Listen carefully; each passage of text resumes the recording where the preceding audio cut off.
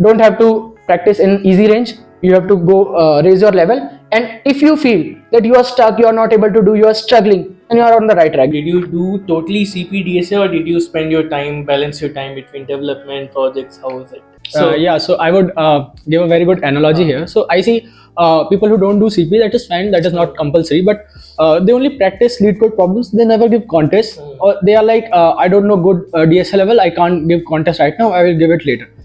It's very different. Assume it like a sport, like cricket. Do you think like I am right now 10 years old, won't go to play cricket with my neighbors? When I will become a very good player, then only I will start. I will start from international cricket, I will start from district cricket. No, it's not like that. So, hi everyone. Today we have a special guest with us. We have Kshitij, who has been with us for another video in the past and is back again. So, Kshitij, for the new viewers, would you like to introduce yourself? Yeah, so hi everyone, I'm a 2024 graduate, and currently I am doing internship at Amazon, and I hold offers from Goldman Sachs, Amazon, and Google. Previously, before Amazon, I did internship at Goldman Sachs, and now I have full-time offer of Goldman Sachs, Amazon, and Google. And besides that, I'm also candidate master at Code Forces and 6-star on Code Chef. So in college, pretty much I did CP and all. So yeah, many guys might know me by name Sinister who do CP. Yeah, that's about me. Yeah, amazing. And in all the companies that you mentioned, one thing is common, that the level of DSA in the interview asked is quite high. So, how would you say you came to the level of this DSA, this problem solving, that you were able to crack all of these companies right from the beginning? What was your journey of learning DSA and problem solving? Cool. That's pretty common question nowadays, but yeah. So as I told, I'm a CP guy, so DSA never bothered me that much. But so how it started?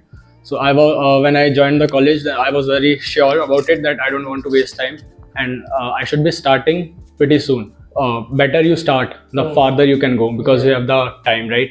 So from first semester, I was just exploring on YouTube, and here and there, I was seeing these kind of videos, what needs to be done, what is asked actually in interviews and all. So I stumbled upon this DSA sheet, pretty famous, by Love Babbar. So I started with that, but then some days later, I saw a person on LinkedIn putting something like 3-star on Code Forces or something, and I was like, "What is this?"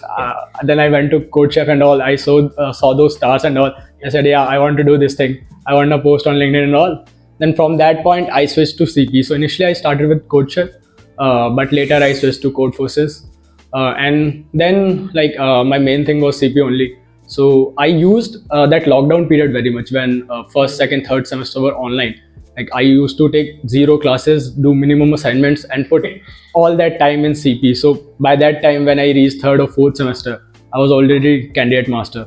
So like once you are at good level, I would say like expert or candidate master on Code Forces, then DSA interviews and OA somehow become common to you. And like because in contests, you like if you have done CP for 1 or 1.5 years or 2 years, you have given like nearly 200 to 300 contests. It's like you are sitting for J mains, but you have given 200 mocks of already. So your heart doesn't beat, you don't feel anything. It's like routine for you. So that helps pretty much.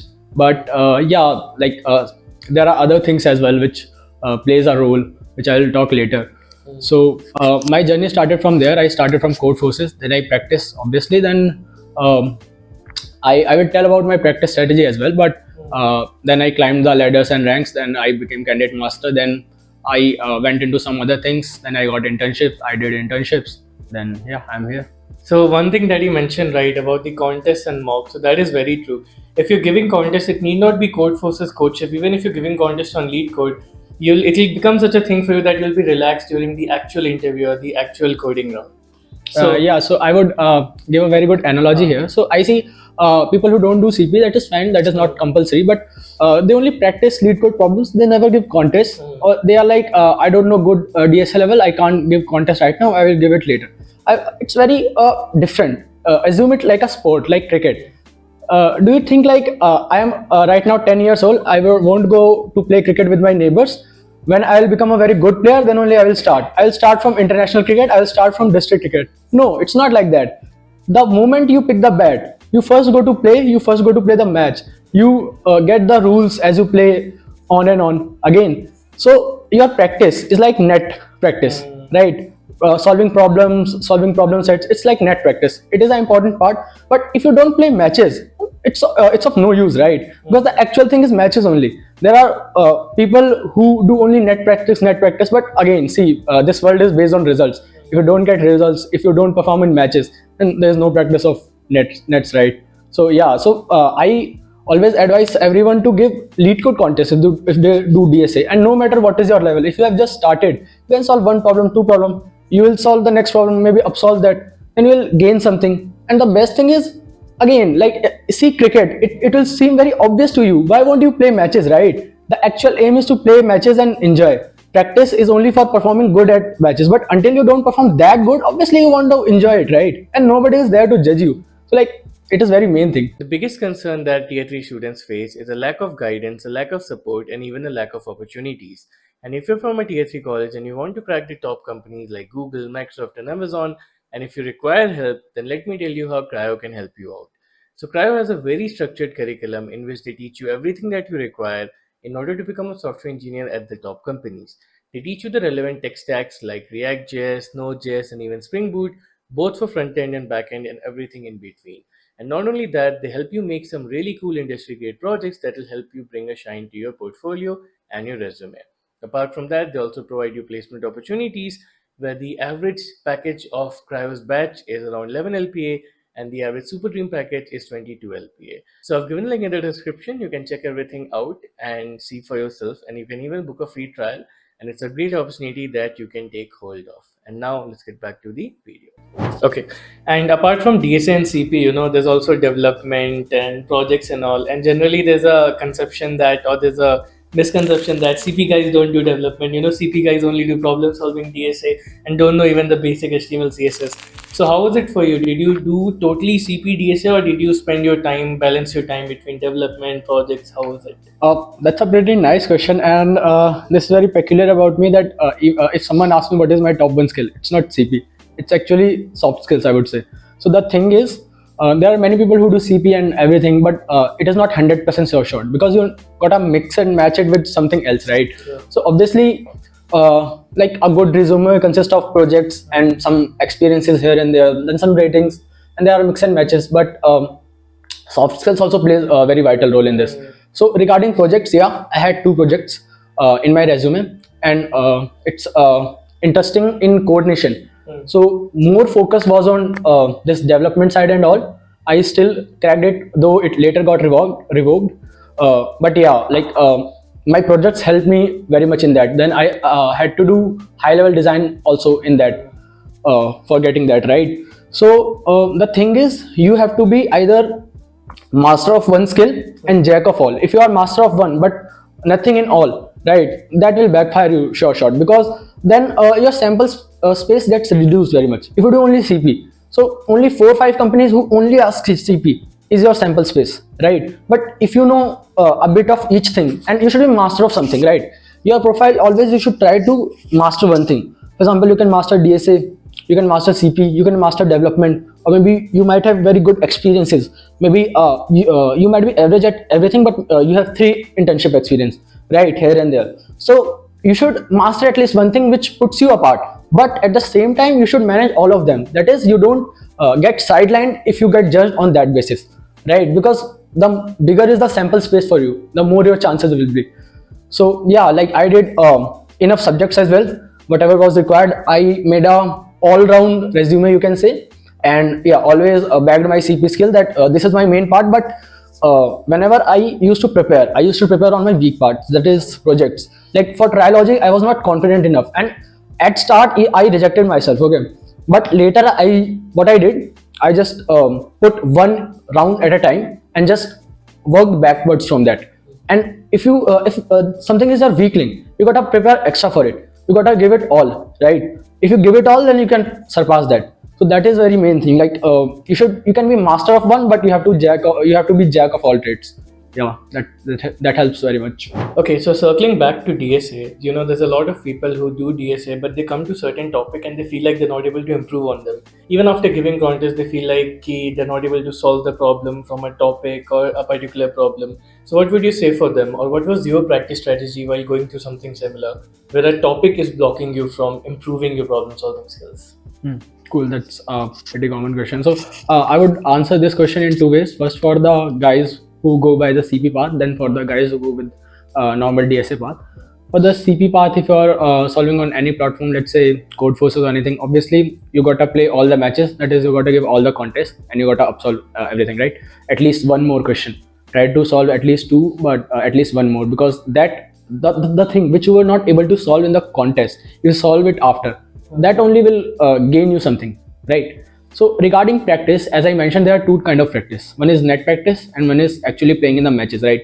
So taking example of Code Forces, so net practice is nothing but doing problem set, right? So generally what people do, they practice too many easy problems. I have seen people on lead code as well, like they do 400 500 problems, but 200 300 are easy, which after 50 or 100 problems they can do easily. So once I would say, don't practice too many easy problems. That won't gain you anything. If also, if you there's very one thing to check this thing, if you are practicing correct, is if you are feeling comfortable, if you are happy, it means you are practicing wrong. If you are feeling constrained, if you are not happy, if you are feeling like shit, I'm not able to do this, then you are on the right track, right? So you should make a consistent plan. For example, generally taking example of Code Forces, like doing a 40-50 problems of certain problem rating is enough. For example, you have done 40 or 50 problems of 1200, okay, that is enough. You can move to 1300. Also I see people solve a rating until they can solve 100% of it,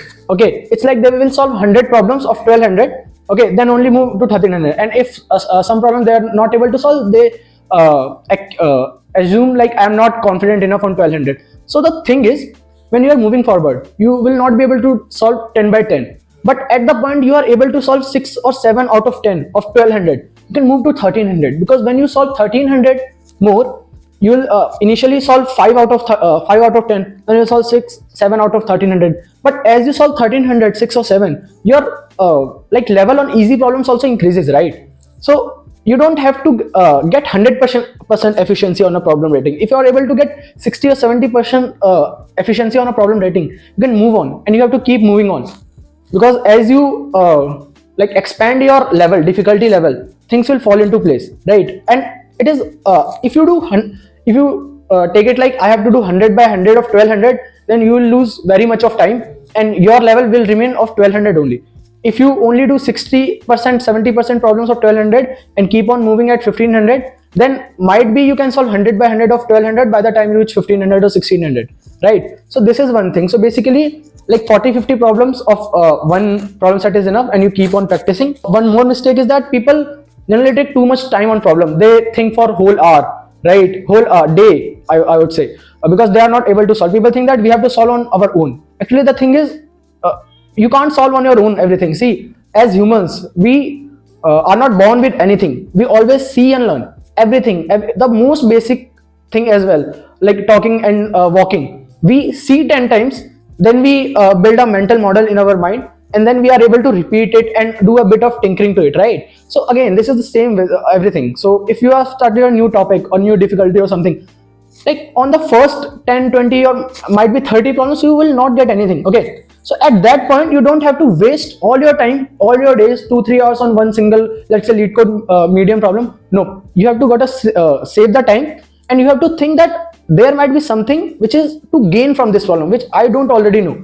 You'll if you even spend 1 hour, one day on it, you will not get it on your own, right? So initially your goal should be, I have to just suck every piece of knowledge from it. I will check the solution, I will go through it, but you have to suck every piece of knowledge from it, right? When you are moving past the problem, at that point of time, you have like consumed each bit of the problem, right? And then after doing this, at some point of time, you will be able to do some things on your own. And again, at some point of time, you will see repetition of things. The point you see repetition of things, it means you have covered a certain range, right? Then you gotta keep moving. So initially, most of the people, like bottom 80 percentile or 90 percentile people, are stuck in this only. Like they spend hours and hours on 1-2 problems, then they waste their time basically, and they don't gain anything. See, if you solve 3-4 problems, you should put up like I generally put it a benchmark, like if you are 20 minutes or 30 minutes not making any progress on a problem, it's time to see something, because it is something that you don't already know. right? But when you see it, you have to think backwards. It how can you next time when you see such thing, how can you move to it quickly, right? What is the like observation? Okay, what are the algorithms? What is the new thing to learn? Some things might be you can keep a note of. Some there might be some trick. So the thing is pre problem solving. There is nothing much. The actual deal starts post problem solving, after you have solved a problem. Okay, and I will give one another advice. So after each problem solved like this, okay, you just close your eyes, keep everything shut, and for 5 minutes or 10 minutes just recap every bit, whatever what I was thinking, how did I understood the problem, what I was thinking, what I was not thinking, what was the solution. Okay, and actually do this hard exercise, because our mind is wired like this. When we solve a problem, we move to next thing, we don't recap. And once our mind doesn't what do we say doesn't spend time on something, it cannot capture, right? So you have to forcefully spend time on that. So you have to close your eyes for 5 minutes, 10 minutes, and subconsciously think about the problem, what you were doing, what is the actual solution, where did the actual solution came. And it might sound like in 2 3 minutes you will be able to get this, but you have to do this exercise for at least 5 10 minutes. See, if you are spending 30 minutes or 1 hour on a problem, you can do this exercise for 10 minutes as well, right? So the thing is, it is a trick to play with your mind. Your subconscious mind is stronger than your conscious mind, right? And that will trigger only when you actually give time to something. Like in childhood, we used to say that if you write, you will learn better. Why so? Because when you write, your mind gets actual time to spend time on that logic, on that information, right? And this is the only thing to train your mind. You gotta slow your mind, keep it concentrated at a thing, and spend some time on it. For example, a movie, we never forget what happened in a movie. Why? Because there is no shortcut to it, right? We actually spend time with that. So past every problem, just do this exercise. Like I'm a TA at Scalar, so they are my mentees are like people who are already in job. So I tell them as well, and they have improved by this a lot, right? Because I myself have implemented this. Like pose the problem, you gotta give 10 or 5 minutes and recap everything, and forcefully recap everything. Okay, so this is a very good strategy. And obviously you don't have to practice in easy range. You have to go raise your level. And if you feel that you are stuck, you are not able to do, you are struggling, and you are on the right track, give a pat on your shoulder and you are on the right track. The thing is, you have to keep moving. Okay, for example, a problem, you might be stuck 3 days, but you don't have to go back. You have to come 4th day, 5th day, 6th day, and most probably on the 5th or 4th day you'll be able to crack that, and you will move forward, right? So don't go on easy things. You have to do the hard thing, but come again, show up again, show up next day. One day you are totally stuck, you are totally lost your mind is like gone, but again you have to come back and battle it, and you have to move past forward. Yeah, so that was the strategy. Like this is also applicable in everything, like in gym, everything of life. Like if you do easy things, you will not grow. If you are feeling strain, like in gym, what happens if you are feeling strain in your muscles? That is when you are actually doing some progress, right? It's same in DSA as well. You have to do that only. So switching on the people who go with the DSA part, the things are pretty much similar. Just your main platform will be lead code or GFG or something. So again, the main thing is don't practice easy problems. Okay, if you have solved 100 problems, 60, or I would say, yeah, 60 should be, at least 60% should be medium, 20% should be hard, and 10% might be easy. Okay, or maybe you can start with easy at first when you are just 1 2 months into the things, or 3 4 months, but most your emphasis should be on medium problems, right? And raise the level of that as well, according to like how many people have solved that and all, and try to mix some hard problems as well as you go. And again, give contests. All the lead code people, like contests are must for you. Okay, you have to give the bi-weekly and weekly. Even though you have learned only one topic, you have to give contest. Okay, and you have to solve the next problem. This is one thing. The second thing will be obviously do more medium problems, raise your level. And if you are stuck, you don't have to spend more than 30 minutes. If you are completely stuck, you have to see something, because it is something that you don't know already. Okay, so you have to see that, and then you have to get a recap and suck each bit of knowledge from it, right? And the other thing would be, yeah, like as you practice like 300 400 problems, in that if there are 200 250 medium problems, you have covered all the topics, and you keep on practicing, obviously you will grow. Like this is a thing people generally the audience tendency is to get a secret, to get a recipe, right? But actually there is no recipe. The recipe is everybody knows, but following it is the tricky part. And actually this recipe is sure shot. If you follow this for all the days, you gotta grow, right? So yeah, this was the take on DSA on lead code as well. So this was some great advice on how to do DSA, how to tackle the harder skills which are DSA and problem solving. But what about the soft skills? Because for going for an interview, not the technical skills are the only thing that is important. You also need to have soft skills. You also need to know how to crack the behavioral interview, Yeah. HR interview. So how did you prepare for that? What was your take on that? Now this is the real question, because if I portray myself, I know CP is not my number one skill, as I already mentioned. It's my soft skills actually. So how did it started? So actually, when I was candidate master, I got enrolled as a TA in teaching assistant, as a teaching assistant in a CP course. It goes by the name TLE Eliminator. So there I developed very much teaching skills. I used to communicate with learners. Then I went to Scalar as well as a teaching assistant. And again, you can see like I have for 3,500 times I have explained the problem in an interview setting to a learner, right? You can say I have solved 3,500 interviews, right? So you can see how much experience I would get. Now the thing is, which skill I am emphasizing on? It's actually communication. It's actually opening up to people, like having very candid conversation with people, right? And the other thing is like network. Okay, if you are a like Virat Kohli in your own room, in your own nets, there's no use of it. There are two steps, okay, to success in my journey. One is you gotta rush in your room, you gotta struggle in your room, you gotta work hard in your room. Then the second step is, once at a certain level, when you have worked hard enough, then you go out and make connections and show yourself to the world. Okay, at the starting point, if you start doing this, then you will not have ample time to struggle.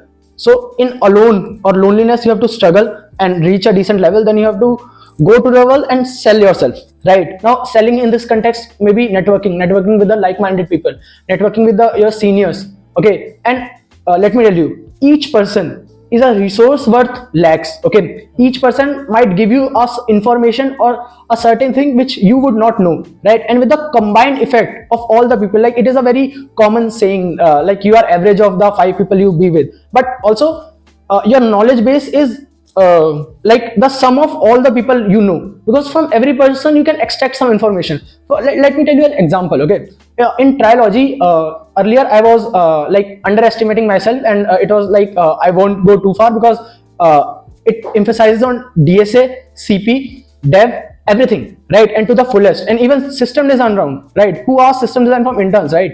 So what helped me in that? So I had 3 connections. Okay, one was an intern in triology who just got an offer 1 month back. Okay, one intern who got offer previous year, one full-time employee who is working since 2 years.